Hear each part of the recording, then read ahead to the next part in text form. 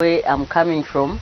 I was born in Chilenje. I can trace you to the houses where I moved from, born in this house, moved to here, moved to Livala, moved to Rhodes Park.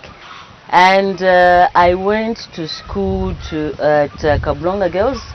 After Kablonga Girls, I went to the University of Zambia, where I studied psychology, as opposed to people thinking that I am a journalist. I had never been to a journalism school. I'm a psychologist, and in terms of profession, I'm an HR practitioner. I've never done any of the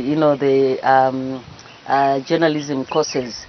My being associated with journalism is that at the time I was with ZESCO. I joined ZESCO after university. The time when privatization started,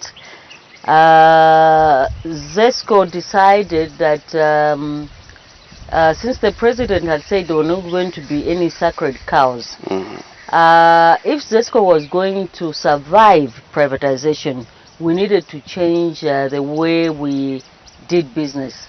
And changing the way we did business was to say, from a public entity, which yes is a service organization, we needed to show the element of being commercial. And being commercial then entailed that we needed to treat the customers as a private company would treat them, in that you focus on the customers. Customers became your first priority. Productivity was first. Customer service was first. So in that arena, it also meant that we needed to have a face. You know, we needed to have a face-to-face encounter with the private, with the public, with the customer, and with anyone that came into ZESCO. And because of that, we meant that we also needed to have somebody that was going to speak for the company. And I think that is the opportunity I got, that I was made to be, I think I was the frontline person. If issues happened and the media needed to get to know what was going to happen, or we needed to explain to the public and the customers what was happening, I did that job. So that meant I needed to understand what ZESCO was. I needed to understand what was coming from the point of the customers. I needed to understand from all the technical people how best to explain a situation in terms of a customer and in terms of the technical impact a situation was having on the company. So that gave me everyday touch with the media. And because of that, people thought maybe I was from the media fraternity. I've never been. Wow. I am HR and I am a psychologist. And even the time that I went to do my MBA, I did it from the HR component. So I think that is one thing that I needed to put straight. I've tried to do it, but you know, most people will say, oh, she's a journalist. Let Mlongoti and the then publicity secretary, who was Henry Mutiti, phoned me and said, Angela, we know that you have moved out of ZESCO. What next?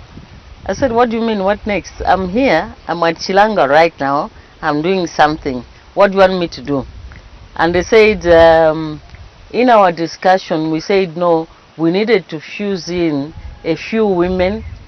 Okay, some women now who have been to school or who have done, you know, something else apart from, you know, the dancing and cadarism to join the party.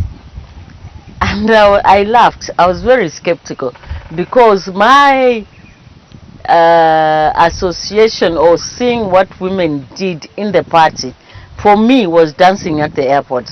And I said, me to go and dance at the airport? And they told me, no, it's not about dancing. Now this was around 2004 going to 2005. Then they said, no, just come, we have a meeting tomorrow. And that's how I went to this meeting. And they said, okay, fine. Right now, the provincial chairperson for women was on suspension, and we want you to act as provincial chairperson. So for which province? For Lusaka. Oh, okay, okay. And the provincial chairperson at the time was Rose Zimba, if you can recall the name. So I said, okay, fine. If it's at that position, then who am I to say no?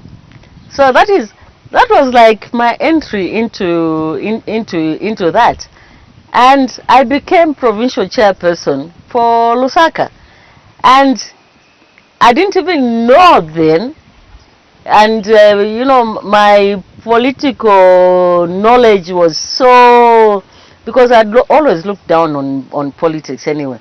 For me, I was a professional. To think of politics, no, that wasn't you know, part of it. So the following, I mean, into 2005, the adoptions were coming. So that is when I learned that actually, you know, to get adopted, you needed to belong to a party, because at that time, this thing of being independent wasn't really there. So we went to State House for something, and President Mwanawasa was there, and then he sees me because you know, I had interaction with politicians during my course of work at ZESCO.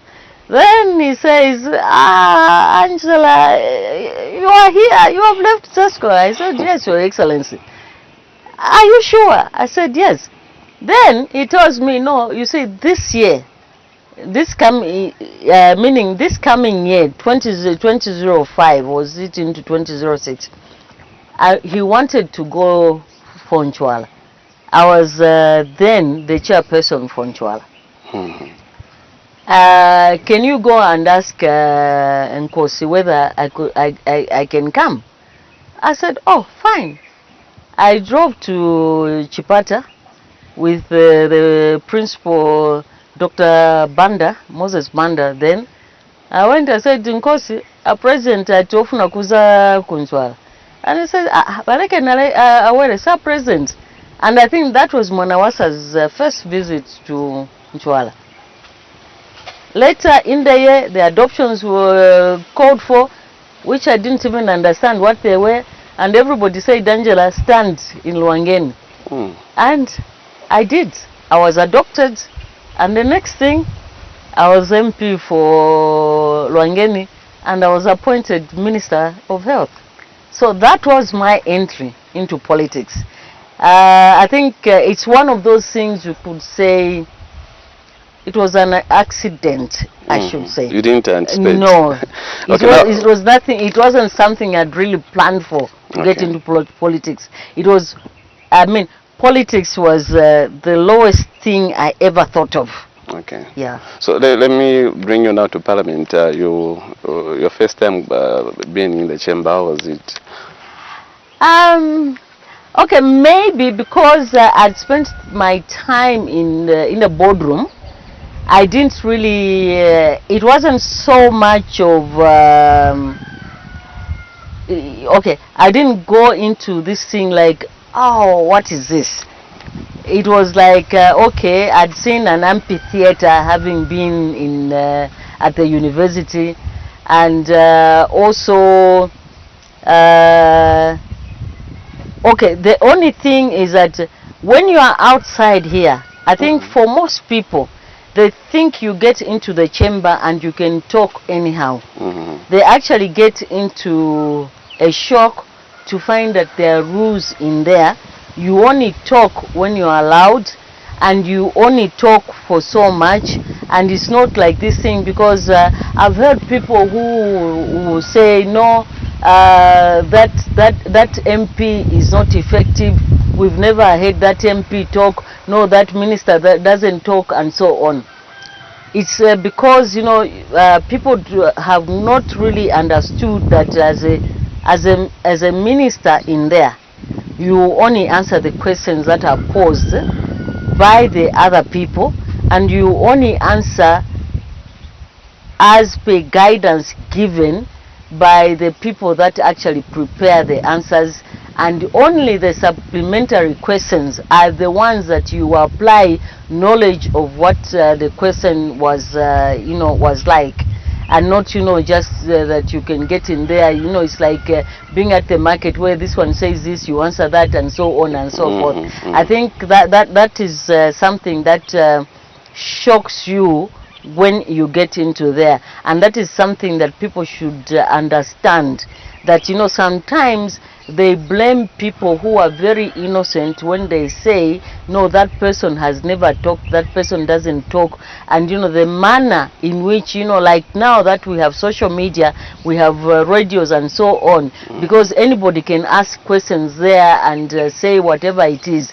That is not what you do when you get into parliament. It's a totally different ball game. So maybe on that aspect, that is what was the difference between my being in the boardroom and my getting into parliament the first time.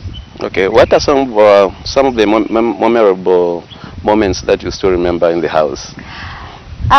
One thing that I should admit is, and I think most parliamentarians agree to, is that the house removes stress from you, because you meet with different people, and just the atmosphere.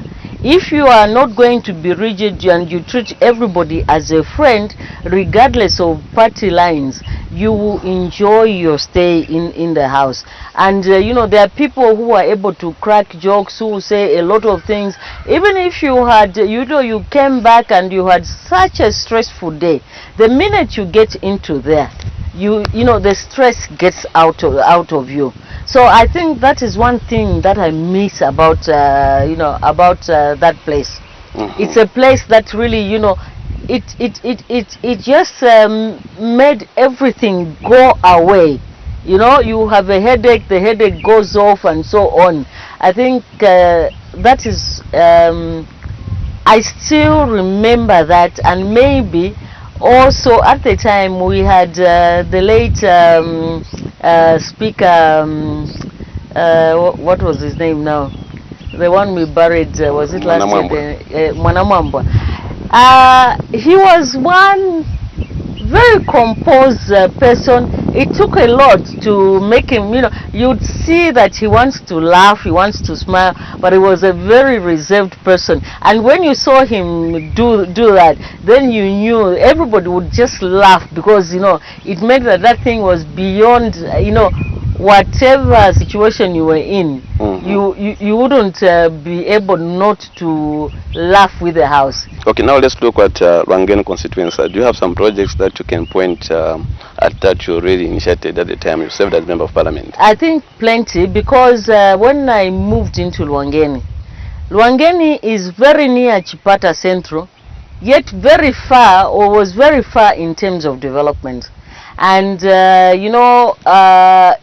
also most of the people were not people that were able to get into, say, Chipata, to be able to see what is happening and so on. Their lives were in Lwangeni. You found that, fortunately, because my father was very attached to, say, the village, when he moved to Lusaka, most people who came from Chipata, from the village, regardless of whether they were our direct relatives or not, I think our house was the focal point. So they would come to our house to look for their relatives wherever they were. So I learned to understand the village. I learned to understand the villagers. And the times that I would move to go to the village, it made it easier for me to have that rapport with the village life, and so on. So I got into there. The dilapidation that was in Lwangeni would make you cry. I went to this school in Mtizwa. It was mud and poor, and the other children were under under a tree. And I said, what?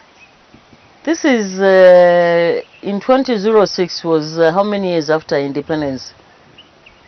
over 20 or whatever years. And I said, what? This is what is obtaining here. I almost shed tears, and I said, you know, we have to build a school. It was a community, whatever, and that school is there now, Mtizwa. Then the distances, because I was in Ministry of Health at the time, and President Mwanawasa had said we needed to bring health facilities as near to the people as possible. There were very few health posts. So a number of health posts were done. There's one at Masauka, there's one at Kanyanga, there's one at what is this? You know, in so many words, we made sure that at least let one health post be done, and that made you know, people have access to medication, as opposed to what they had at the time was either they would go to Mwami, or they would go to Chipata General Hospital, or they would go to one other small facility. But in terms of health facilities, there was literally nothing. And people, if somebody went to Mwami, it's like you went to Mwami to die. If somebody said no, via Kumwami, then people expected the worst. The next thing they would get out of that is that that person had died. And then we had the issues of women that would have, you know, a difficult birth. You see, one time as I was campaigning, I see this Scotch cat, and they stopped, and they were magnanimous enough. There were some people in there, and they said, Panama, Angela, Panama. And here's this you know, pregnant woman in there, and I could see she was in pain, in labor, because she was moving on this bumpy road, and where they were and where they were going, Mwami Hospital was so far away. And all they needed was to greet me, and they said, no, tipeko na chitenje, tipaseko olwala. I had to get a campaign chitenge to give to that woman, you know, to get to the hospital. So indeed, at the time, facilities in Lwangeni were very, very poor. Schools were also, you know, you had very few schools apart, and the state that they were in were really, you know, dilapidated. So we got into that, and also that is when the utilization of CDF was understood. And people didn't know that CDF was actually existed. In a few instances where you know, they had gotten CDF, what would happen is that the members of CDF would actually share the money, and they would find the same job. If you are doing a culvert, you've done a culvert today, then the following year they would actually remove, because the culverts that they used to do had metal in them.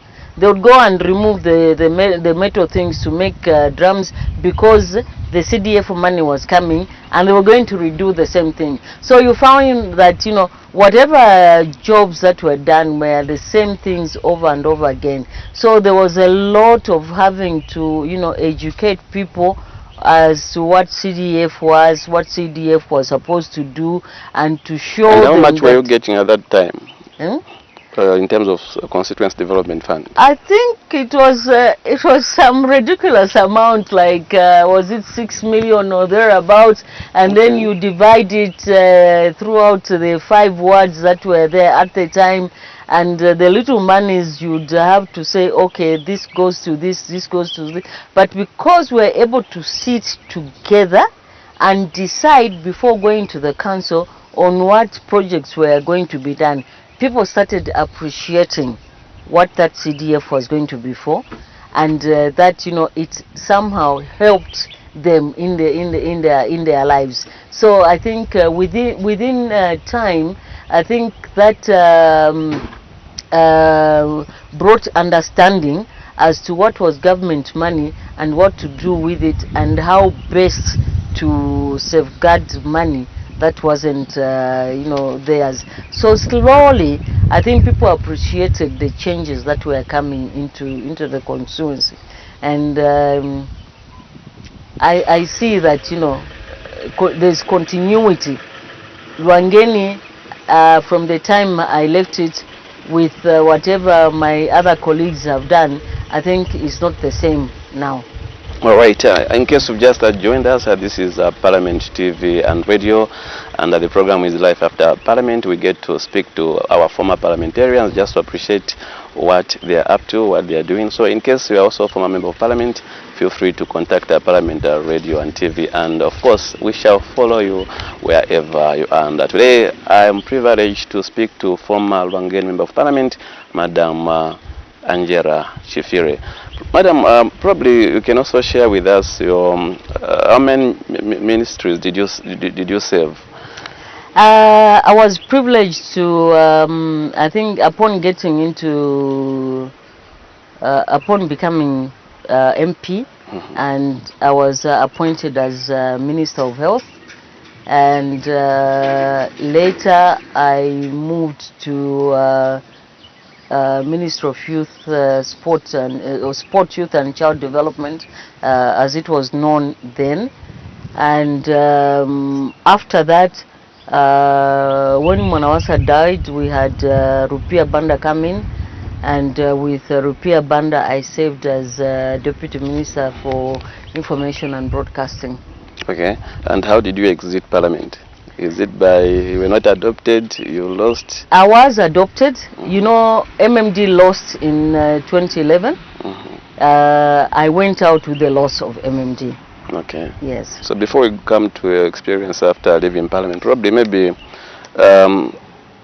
what do you think, what are some of the roles of members of Parliament? I'm asking this question because maybe probably members of the general public out there, they don't understand the roles of member of Parliament. They expect members of Parliament to be buying them food. They expect members of Parliament to be assisting every time they have funerals. Were you also facing similar challenges at the time when you were a member of Parliament for Rwangeni constituency? You know, sometimes I wish that I could be given a chance to talk about this over and over, because I think the role of an MP has been totally misunderstood. When you become MP, even before you become MP, somehow I don't know how we have turned it that you become, if you are female, I don't know whether there is Mother Christmas, and you are male, you become Father Christmas, and Christmas is every day. Because immediately you show an interest to be happy, then everybody feels entitled that they should come to you with every request, and you should meet that request. When now you are MP, immediately you walk into the constituency. Anyone who is sick, when you have a meeting, like we are seated here, there would be 5-6 people or something who would be, you know, the other people are all seated here, but they want to make their way to you here, regardless of what is happening. And the spokesperson of the person that has brought that one will tell you, MP, bapenkoni tufuna kia kuchipatala ni olwala aba. Bapasenkoni tipenkoni ya kuchipatala. And you are supposed to, immediately you are opening your bag, then somebody else also will come. So you get in there, you are meeting medical bills, you are meeting the funerals that are there, you are meeting, you know, all sorts of requests come to you. And somehow also there is this belief that there is a lot of money, or you know, you get money from government for these particular requests. So you find that you dare not have your phone off at 4 a.m. or any time in the night. somebody will phone you, kuno kuliolwalangako, we need help. You are supposed to assist. No, somebody has died. You're supposed to assist. And you are assisting into the coffin, into the illness, into that, and so many things. So you find that we load these MPs with so much for so very little resources that they have.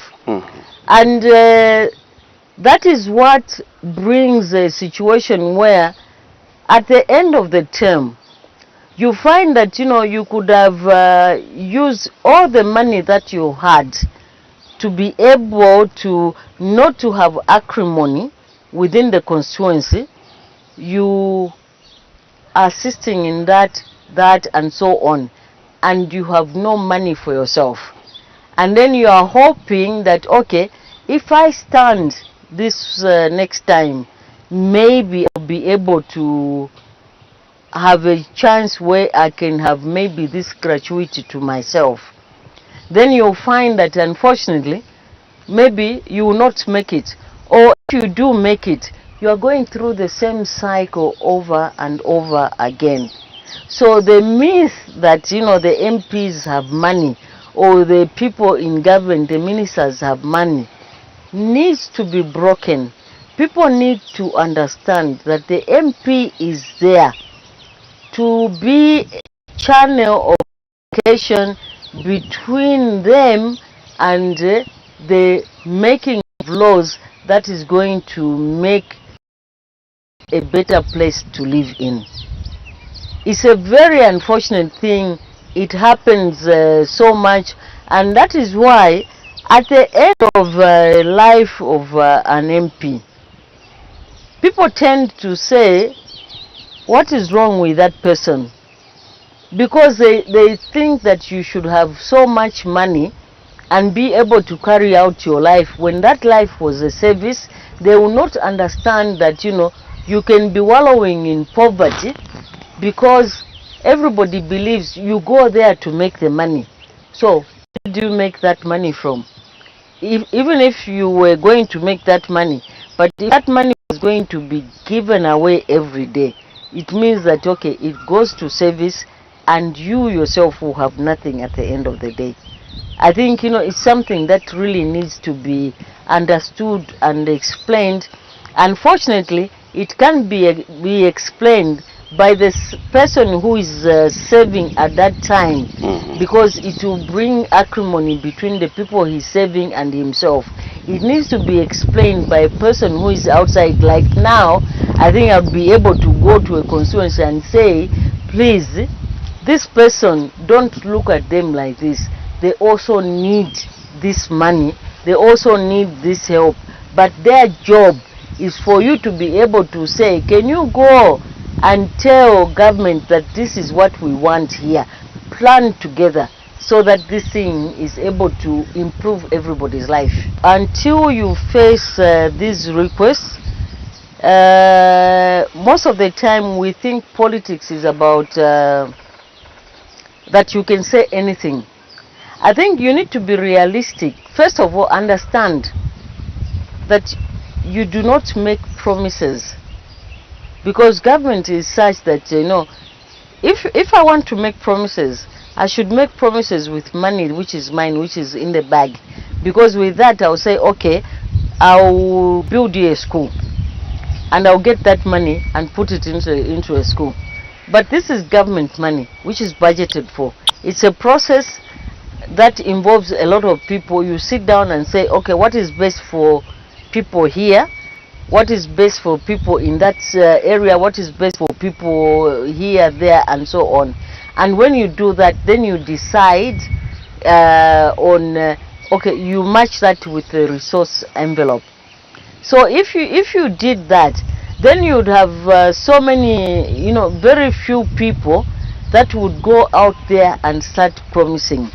Because even now I hear people, they get onto the radio that, no, what are you going to do for us? It's not me. I can only make those pronounces with my money.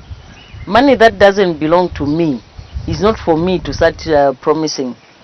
And also, I should be able to say, okay, guys, I have this little money, which, okay, maybe I can share with you, but don't make it that, you know, I have this money that I'm going to just, you know, give out to everybody as and when, you know, they demand of it.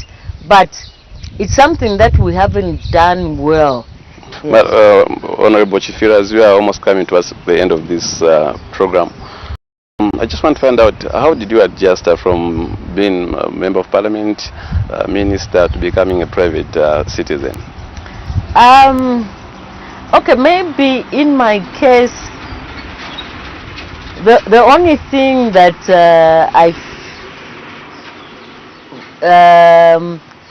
weighs me down is when I have nothing to do. For most people have gone into parliament from doing nothing. I went into parliament from being in the corporate world. Okay. Yeah, I went into there, being into the corporate world, and then when I got into there, my schedule was so busy in that I was a minister as well as an MP, so I had very little time in between. But when I came out of there, I was able, I continued because I was able to do the consultancy in HR, and also at some point I was, because of my church activities, I was at the deanery as vice chairperson for the deanery.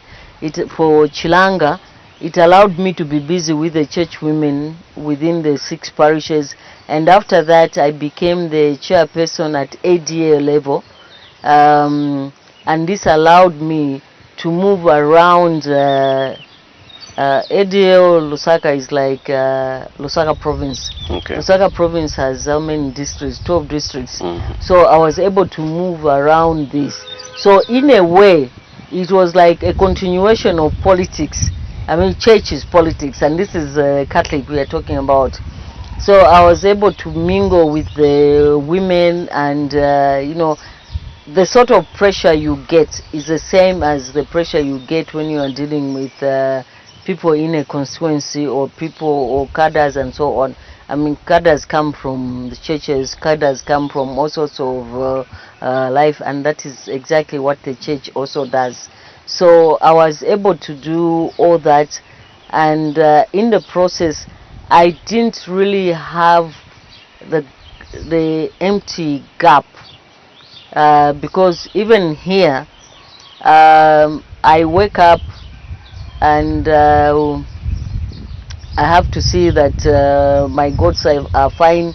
I have the guinea fowls are okay, the chickens are fine, the vegetables are okay, and early morning, if you came early morning, the marketeers come here to get the vegetables there. Wow. So I'm able to, you know, you are able to hear what is happening from the marketers. They will tell you what is happening while trying to, you know, talk you down on the vegetable price and so on and so forth. So that has really kept, it hasn't really created that very big gap, except that for a person that was boardroom oriented into cabinet and into the constituency and into parliament, I think what I miss is the regimented time. Now I create my own time. Okay. Yes.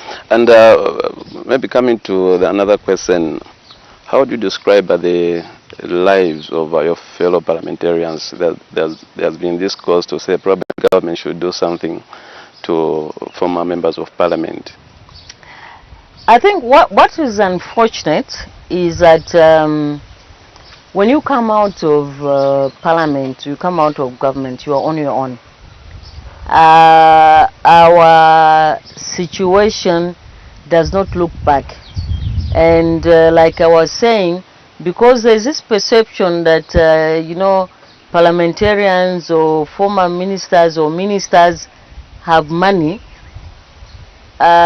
you find that society has this alienation. Because, okay, for one, when you're out of parliament, it's very rare to be able to get a job. So you have to say, okay, what do I do after this? Farming or creating any other business. So if you have never done that, that is part of what makes me busy, because I can sit outside and see the ducks are out there. Now, if you have nothing like that, then I have seen colleagues that are in very bad space, because I think it's the nature of society, because even if you go to a place and you are not saying you are jumping a queue. You want to find out from somebody, and people will say, everywhere you go, you seem to have the public scrutiny on you, and that public scrutiny tends to be negative in so many aspects, and therefore it puts most people in this situation where they don't know what to do. They will sit on their own, and sometimes you learn after, when sometimes it's too late, that your friend is actually in a bad space, and you try to see how best can we help out. And I think in a few situations we found that we've been able to get to our colleagues very late. Okay. Yeah. All right. Your concluding remarks and maybe your words of encouragement to ladies, young girls out there who would want to aspire to be parliamentarians next year. What words of encouragement do you have to them? I've been fortunate in that in the last, when you asked me about, I think I must, it's about how I've been able to overcome some of this. The last 3-4 years have seen me mentoring young women who want to get into politics, and this has been under the sponsorship of the Swiss, the Finnish, the German and USA governments have done this, the networking of young politicians, and especially female politicians. So I've been put on this program as a mentor, and I have told, because most of them,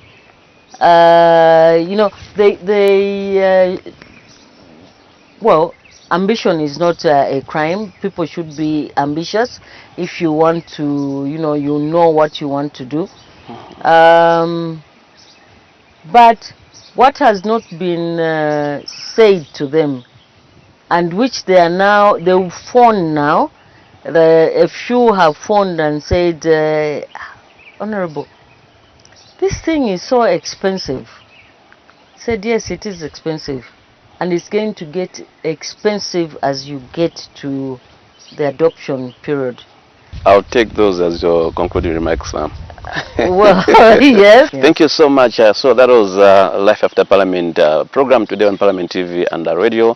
And today I was speaking to Madam Honorable Angela Chifire, former Wangen constituency member of Parliament. Just like I earlier said, if you want to invite us and you were a member of Parliament before, feel free to contact us by coming to Parliament or National Assembly of Zambia, and we'll follow you wherever you are. I've been a presenter, Joe Muyundakatama, and my camera person, Smart Lungu, not forgetting Mr. Banda's transport officer. Continue watching and listening to Parliament TV and radio as we continue to bring in Parliament closer to you.